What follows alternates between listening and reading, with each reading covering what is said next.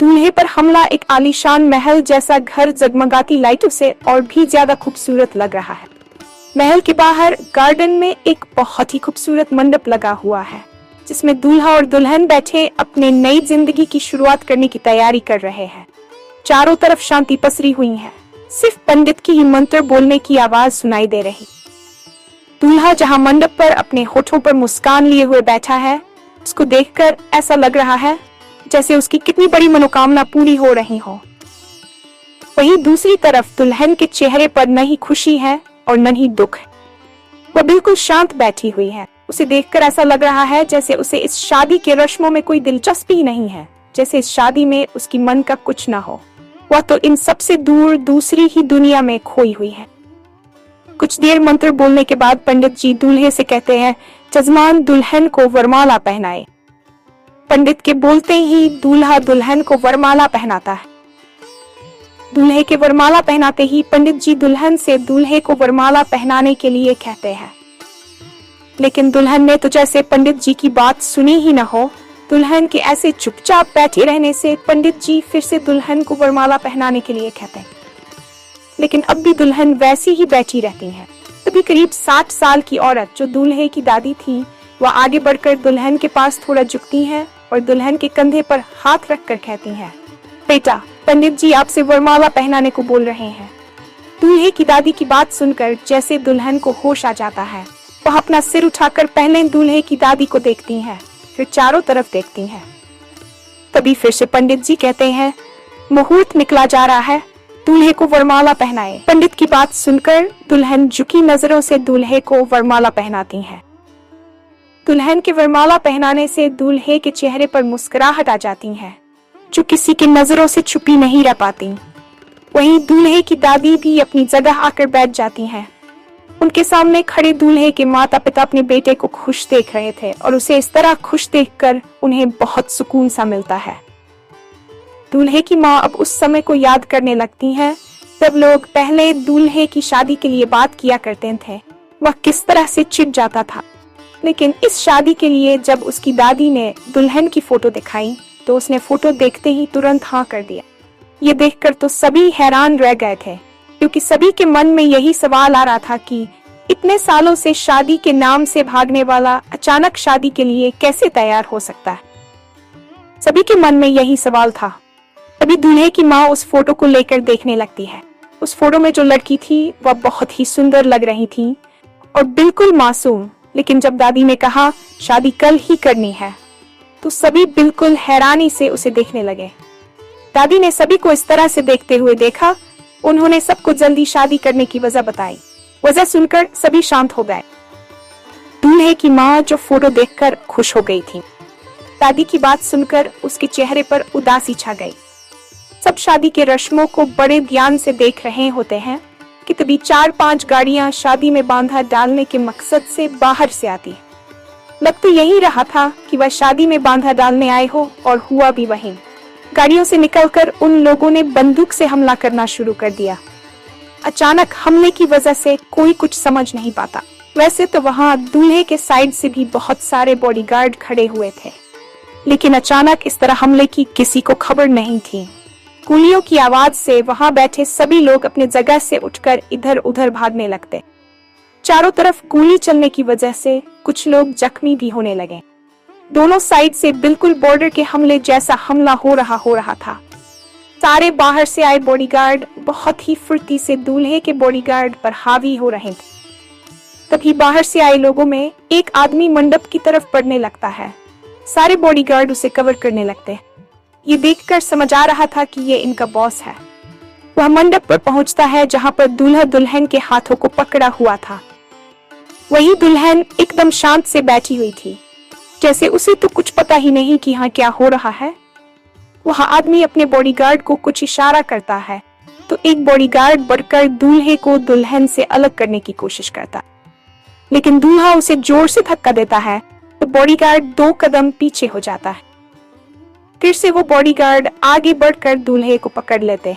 दूल्हे को दुल्हन से अलग करने पर जैसे दुल्हन अपने होश में आती है और वह सामने खड़े आदमी को देखती है। जैसे ही दुल्हन सामने वाले इंसान को देखती है तो नफरत के भाव उसकी आंखों में साफ दिखने लगते। दूल्हा उन बॉडीगार्ड से छुड़ाने की हर मुमकिन कोशिश किए जा रहा था। वहीं दूल्हे के परिवार के हर एक सदस्य को उन सारे बॉडीगार्ड ने घेर कर रखा हुआ था ताकि कोई बीच में ना आ सके। वहीं वह आदमी दूल्हे को एक नजर घूरकर दुल्हन की तरफ बढ़ने लगता है। उस आदमी के अपने सामने आने पर भी दुल्हन एक कदम भी पीछे नहीं हटती। वह वैसी की वैसी ही खड़ी होकर उस आदमी को घिन भरी नजरों से देखती रहती है। उस आदमी को दुल्हन की तरफ बढ़ता देख दूल्हा अपनी पूरी ताकत लगाकर उन बॉडीगार्ड से खुद को छुड़ाते हुए आगे बढ़ता है।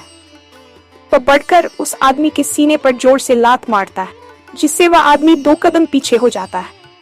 वह आदमी दूल्हे के लात मारने की वजह से दूल्हे को अपने गुस्से से लाल आंखों से घूरने लगता है। दूल्हे को पकड़े हुए बॉडीगार्ड की तो हालात ही खराब हो जाते हैं। एक बॉडीगार्ड उस आदमी के पास जाकर घबराते हुए पूछता है, boss, are you fine? Bodyguard के ऐसे कंसर्न दिखाने से उस आदमी को और ज्यादा गुस्सा आ जाता है। वह उस बॉडीगार्ड को घूरकर अचानक से उसे बहुत जोर से लात मार देता है और अपनी गन निकालकर सीधे दूल्हे के सिर पर शूट कर देता है। शूट होते ही दूल्हा धड़ाम से वहीं पर गिर जाता है। दूल्हे के गिरते ही उस गार्डन में एक चीख गूंजती है, अर्जुन। आखिर क्यों कर रही थी दुल्हन बिन मर्जी की शादी?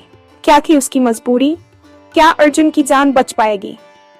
कौन था वो आदमी जिसने मारी अर्जुन को गोली, और क्यों?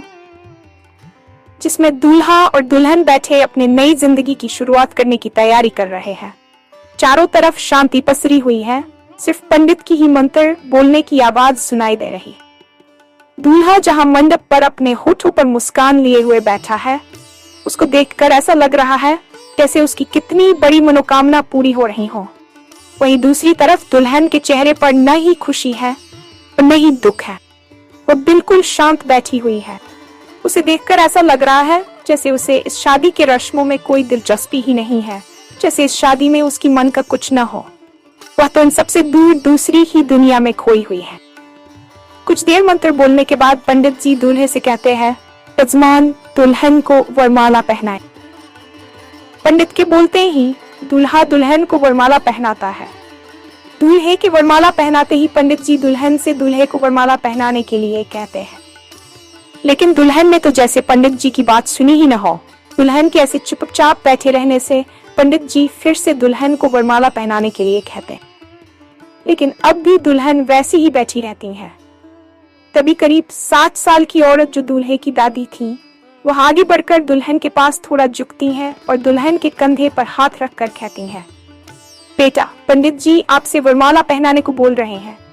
दूल्हे की दादी की बात सुनकर जैसे दुल्हन को होश आ जाता है, वह अपना सिर उठाकर पहले दूल्हे की दादी को देखती हैं, फिर चारों तरफ देखती हैं। अभी फिर से पंडित जी कहते हैं, मुहूर्त निकला जा रहा है, दूल्हे को वरमाला पहनाए। पंडित की बात सुनकर दुल्हन झुकी नजरों से दूल्हे को वरमाला पहनाती है। दुल्हन के वरमाला पहनाने से दूल्हे के चेहरे पर मुस्कुराहट आ जाती है, जो किसी के नजरों से छुपी नहीं रह पाती। वहीं दूल्हे की दादी भी अपनी जगह आकर बैठ जाती हैं। उनके सामने खड़े दूल्हे के माता पिता अपने बेटे को खुश देख रहे थे और उसे इस तरह खुश देखकर उन्हें बहुत सुकून सा मिलता है। दूल्हे की माँ अब उस समय को याद करने लगती हैं, जब वो लोग पहले दूल्हे की शादी के लिए बात किया करते थे, वह किस तरह से छिज जाता था। लेकिन इस शादी के लिए जब उसकी दादी ने दुल्हन की फोटो दिखाई, तो उसने फोटो देखते ही तुरंत हाँ कर दिया। ये देखकर तो सभी हैरान रह गए थे, क्योंकि सभी के मन में यही सवाल आ रहा था कि इतने सालों से शादी के नाम से भागने वाला अचानक शादी के लिए कैसे तैयार हो सकता। सभी के मन में यही सवाल था। तभी दूल्हे की माँ उस फोटो को लेकर देखने लगती है। उस फोटो में जो लड़की थी वह बहुत ही सुंदर लग रही थी और बिल्कुल मासूम, लेकिन जब दादी ने कहा शादी कल ही करनी है, तो सभी बिल्कुल हैरानी से उसे देखने लगे। दादी ने सभी को इस तरह से देखते हुए देखा तो उन्होंने सबको जल्दी शादी करने की वजह बताई। वजह सुनकर सभी शांत हो गए। दूल्हे की माँ जो फोटो देखकर खुश हो गई थी, दादी की बात सुनकर उसके चेहरे पर उदासी छा गई। सब शादी के रस्मों को बड़े ध्यान से देख रहे होते हैं कि तभी 4-5 गाड़ियां शादी में बांधा डालने के मकसद से बाहर से आती है। लग तो यही रहा था कि वह शादी में बांधा डालने आए हो, और हुआ भी वही। गाड़ियों से निकलकर उन लोगों ने बंदूक से हमला करना शुरू कर दिया। अचानक हमले की वजह से कोई कुछ समझ नहीं पाता। वैसे तो वहाँ दूल्हे के साइड से भी बहुत सारे बॉडीगार्ड खड़े हुए थे, लेकिन अचानक इस तरह हमले की किसी को खबर नहीं थी।